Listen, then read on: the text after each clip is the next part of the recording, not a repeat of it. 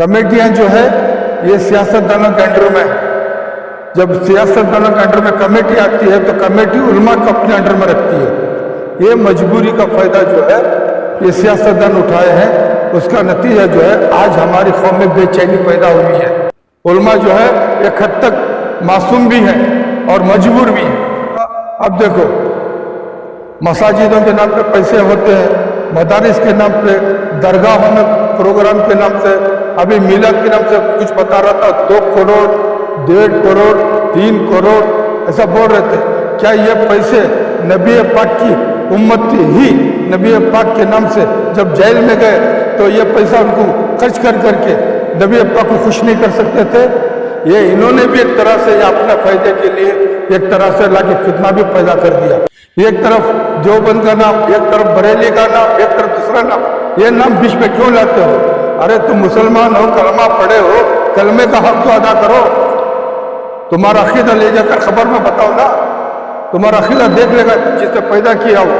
और दूसरा, बार बार इस वास्ते हम जमीर अहमद खान का नाम लेना पड़ा कि वो ही एक ऐसा लीडर दिखाने की कोशिश की अब तक के मेरे बगैर कोई है नहीं मुसलमान लीडर, और मैं जो है सिद्धरामैया का खास हूँ। तो चीफ मिनिस्टर सिद्धरामैया को बोलकर वो भी अपना काम कर सकते थे, उन्होंने भी नहीं किया। अब रही मुस्लिम लीडरों की, एक हमारी बच्ची बोल रही थी हमारे लिए मुस्लिम लीडर मर गए हैं। बेशक उसने मुस्लिम लीडर मर गए हैं। अब एमएलसी नसीर अहमद एडवाइजर है किसके? चीफ मिनिस्टर ऑफ कर्नाटक के। उनका फर्ज बनता था कि भाई हमारे मुस्लिम मसाइल ये है, इसे पहले हल करो। अब उनके मुंह में क्या दाही है या लट्टू है हम नहीं जानते, समझे ना। अब रही बात, अगर जल्द से जल्द फैसला नहीं हुआ, इसी मोहल्ले के और केजे हिल्ली के मोहल्ले के माँ बहनें बच्चे लोगों को लेकर हम उनके घरों के पास जाएंगे और उनको पूरी तरह नंगा करेंगे। एक पुरानी कहावत है, एक गंदी मछली सारे तालाब को गंदा कर देती है। और ऐसा कुछ उलमा की गलतियों की वजह से सारे उलमा के ऊपर बात नहीं आ सकती। ये जो सिर्फ डीजे हंडी का मामला नहीं है, केजे हंडी का भी मामला है। वहाँ पर केजे जॉर्ज जिस तरह से मुसलमानों के वोट लेकर के बार बार अब तक यहाँ तक पहुँचे हैं, उन्होंने वहाँ के लोगों के लिए क्या किया? आज तो हमेशा जो है अखंडा श्रीनिवास और वो एसी श्रीनिवास के बारे में बात हो रही है, जॉर्ज के बारे में भी तो बात होना है। जी बताएं बाबा जी, हाल ही में 2 दिन पहले जो है आपने जो है सदा इत्तेहाद की टीम ने बेंगलोर के साबिक कमिश्नर के साथ जो है डीजे हंडी केजे हंडी का मायना किया, यहाँ के लोगों की दास्तान सुनी। क्या ये दास्तान सुनने तक रहेगी? क्या इस मामले में आगे भी पहल होगी? इंशाअल्लाह ताला आगे तक ये हल करने के लिए ही हम लोग यहाँ तक पहुँचे हैं। हमने देखा है अब तक क्या हुआ क्या नहीं हुआ। कई वकील सामने आए थे शुरू से ही, उसके बाद कई मेन वह जो अहम उलमा उसकी जिम्मेदारी लिए हुए थे। तो हमने सोचा कि अब होगा तब होगा अब होगा, क्योंकि 5 साल में 2.5 साल जो है बीजेपी ही की गवर्नमेंट रही, और उसके बाद जो है जिस तरह से कांग्रेस हुकूमत को लेकर आया कि ये आने के बाद हमारा मसाइल सारे हल हो जाएंगे, और उन्होंने वादा भी किया था और वो वादे पे सीधी तरह नहीं उतरे। तो जो है 2.5 साल के बाद खुद हम ज़मीनी सतह के ऊपर आवाम से मिलने के लिए आए थे। हमने सोचा मुसलमानों के हाथ से तो कुछ नहीं हो पाया।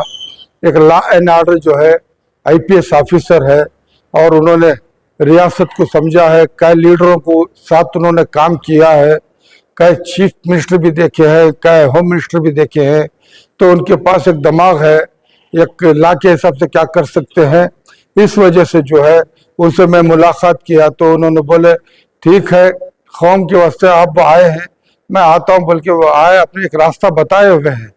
अब हमारे जिम्मा है उनके बताए हुए रास्ते पर चल करके हमारे इस कौम के लिए क्या कर सकते हैं क्या नहीं कर सकते हैं, वो आगे बढ़कर काम करे तब मालूम होता है। इसके बाद कल से जो स्टेटमेंट आया, इससे कहीं ना कहीं अवाम और उलमा इकराम में दूरियां नजर आ रही, इस पर आपका क्या कहना है? इस वास्ते तो आज जो है आने का मकसद भी ये है, देखो उलमा, एक पुरानी कहावत है, एक गंदी मछली सारे तालाब को गंदा कर देती है। और ऐसा कुछ उलमा की गलतियों की वजह से सारे उलमा के ऊपर बात नहीं आ सकती। समझे ना। अब क्या होता है कि बड़े बड़े इदारे जो होते हैं वहां पर कुछ बच्चे पढ़ के निकलने के बाद जो है वो बच्चे अपनी मनमानी नहीं चला सकते, वो देखेंगे उनकी आंखाओं की तरफ, वो आंखाओं का काम होता था कि उनको कैसे लेकर के चले। अब ये जो सिर्फ डीजे हल्दी का मामला नहीं है, केजे हल्दी का भी मामला है। वहां पर केजे जॉर्ज जिस तरह से मुसलमानों के वोट लेकर के बार बार अब तक यहाँ तक पहुंचे हैं, उन्होंने वहां के लोगों के लिए क्या किया। आज तो हमेशा जो है अखंडा श्रीनिवास और वो एसी श्रीनिवास के बारे में बात हो रही है, जॉर्ज के बारे में भी तो बात होना है, समझे ना। वहां के लोगों के ऊपर भी आफत मुसीबतें आई है, तो जॉर्ज के लिए जो जो मुसलमान जो लोकल लीडर उसके लिए सपोर्ट किए, उन्होंने उससे जो है क्या काम लिया कौम के लिए वो भी बताना चाहिए। और वहां के उलमा की भी जिम्मेदारी बनती थी कि वो जिस तरह उसका साथ दिए थे उसी तरह वापस से कौम के लिए काम लिया जा सकता था। और यहाँ एक बात को सोचना है कहाँ कमजोरी हो चुकी है, क्योंकि उलमा जो है हमेशा कई हमारे वीडियोस हैं, देखो ये जो उलमा जो है कमेटियों के अंडर में रहते हैं, उनकी भी खुद मुख्तियारी नहीं चलती है, कमेटियां उनके ऊपर दबाव डालते हैं। कमेटियां जो है ये सियासतदानों के अंडर में है। जब सियासतदानों के अंडर में कमेटी आती है तो कमेटी उलमा को अपने अंडर में रखती है। ये मजबूरी का फायदा जो है ये सियासतदान उठाए हैं, उसका नतीजा जो है आज हमारी कौम में बेचैनी पैदा हुई है, समझे ना। इस वजह से जो है अब तक जितने भी मामला ये हमारे बच्चों के माँ बहनों के और जो हमारे भाइयों के बीच में आई है, वो इस वजह से आई है कि अभी जितने सिर्फ अब तक जो है आए गए हल कोई नहीं निकला। हाँ, अगर हम लोग आए हैं तो जरूर एक रास्ता लेकर के आए हैं। हम अल्लाह से ये दुआ करते हैं कि ये रास्ते से हमें कामयाबी मिले। और यहाँ के जो जो उलमा है इसके अंदर ये सीनियर भी बहुत कम है, और उनको एक तरह से उनके दिल में खौफ रहता है कि सीनियर जो उलमा है उनके तरफ से कुछ बातें आती हैं तो मजबूर होते हैं। हमने इससे 2 दिन पहले इनसे कहा है कि इस जुम्मा में 10 मिनट के लिए इसके बारे में गुफ्तगू हो, जो आए थे, जो होने वाला है, क्या करना है, ये हमने इनसे कहा तो इन्होंने वो बात पहुंचाई है। इंशाल्लाह एक तरह से कौम में हम लोग जो है एक अच्छी उठान उठाने की कोशिश कर रहे हैं। अब रही मुस्लिम लीडरों की, एक हमारी बच्ची बोल रही थी हमारे लिए मुस्लिम लीडर मर गए हैं, बेशक उसने मुस्लिम लीडर मर गए हैं। अब एमएलसी नसीर अहमद एडवाइजर है किसके, चीफ मिनिस्टर ऑफ कर्नाटक के। उनका फर्ज बनता था कि भाई हमारे मुस्लिम मसाइल ये हैं, इसे पहले हल करो। अब उनके मुंह में क्या दही है या लड्डू है हम नहीं जानते, समझे ना। अब रही बात अगर ये जल्द से जल्द फैसला नहीं हुआ, इसी मोहल्ले के और केजे हल्दी के मोहल्ले के माँ बहनें बच्चे लोगों को लेकर हम उनके घरों के पास जाएंगे और उनको पूरी तरह नंगा करेंगे कि इन्होंने कौम के नाम से जो अपना वोट लेकर के कौम को जिस तरह इन्होंने दबाया है, जिस तरह पीछे ढगला है, इसका हिसाब लेंगे जरूर। और दूसरा, बार बार इस वास्ते हम जमीर अहमद खान का नाम लेना पड़ा कि वो ही एक ऐसा लीडर दिखाने की कोशिश की अब तक के मेरे बगैर कोई है नहीं मुसलमान लीडर, और मैं जो है सिद्धरामैया का खास हूँ। तो चीफ मिनिस्टर सिद्धरामैया को बोलकर वो भी अपना काम कर सकते थे, उन्होंने भी नहीं किया। तो ये मेरा दावा था। अब देखो मसाजिदों के नाम पे पैसे होते हैं, मदारिस के नाम पे, दरगाहों में प्रोग्राम के नाम से, अभी मिलाद के नाम से कुछ बता रहा था 2 करोड़ 1.5 करोड़ 3 करोड़ ऐसा बोल रहे थे। क्या ये पैसे नबी पाक की उम्मत ही नबी पाक के नाम से जब जेल में गए तो ये पैसा उनको खर्च कर करके नबी पाक को खुश नहीं कर सकते थे? ये इन्होंने भी एक तरह से अपने फायदे के लिए एक तरह से लाके फितना भी पैदा कर दिया। तो ये हक बात बताने वाले कौन है? अब इसके अंदर साथ देने वाले जो अपने आप को सुन्नी कहने वालों को भी सोचना चाहिए, क्या नबी पाक के नाम से जब गए, जबकि अपने आप को आशिक रसूल सल्लल्लाहु अलैहि वसल्लम कहते हो, इश्क मालूम है क्या है? सरकार का इश्क। अगर सरकार का इश्क मालूम हो जाए ना तो ये जमीन पर नहीं बैठेंगे। हाँ, जब दावा ये करते हो तो उसी सरकार की, उसी नबी पाक की उम्मत जेल से गई है तो उनको छुड़ाने के लिए इन्होंने क्यों कोशिश नहीं की? एक तरफ देवबंद का नाम, एक तरफ बरेली का नाम, एक तरफ दूसरा नाम, ये नाम बीच में क्यों लाते हो? अरे तुम मुसलमान हो, कलमा पढ़े हो, कलमे का हक तो अदा करो। तुम्हारा अकीदा ले जाकर खबर में बताओ ना, तुम्हारा अकीदा देख लेगा जिसने पैदा किया वो। हाँ, यहाँ पर उम्मत मुस्लिमा के ऊपर जो आफतें मुसीबतें आ रही है और उसके वो देखते हुए भी तुम जब खामोश हो, तो क्या तुम लोग उलमा कहने के लायक हो, या तुम लोग सियासतदान अपने आप को मुसलमान रहने कहने के काबिल हो? ये बातें जो है ये आवाम के बीच में आ चुकी है। तो उसी दर्द को लेकर के हम लोग सामने आए हैं। ये इस कौम ये आवाम को भी कहना चाहते हैं, आप बेफिक्र रहिए।